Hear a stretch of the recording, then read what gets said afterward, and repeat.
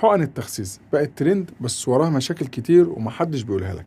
أول حاجة بتلعب في هرمونات الشبع والجوع وده بيخلي الجسم يتلخبط وتحس دايما بغثيان أو دوخة. تاني حاجة بتسبب فقدان شهية مبالغ فيه جدا وده ممكن ينتهي بسوء تغذية وتساقط شعر وضعف عام. تالت حاجة بعض الحقن ممكن ترفع خطر التهاب البنكرياس ومشاكل في القلب وارتفاع ضغط الدم وكمان التهابات خطيرة في المخ. رابع حاجة الناس اللي بيطلبوها فجأة الوزن بيرجع بسرعة وأكتر من الأول وده بيخلي الجسم يدخل في دوامة. خامس حاجة تأثيرها على النفسية زي قلق اكتئاب اضطراب في المزاج لأن الحقن بتأثر على كيمياء المخ. سادس حاجة بعض الأنواع بتأثر على الكلى والكبد خاصة لو اتاخدت بدون تحليل أو إشراف طبي.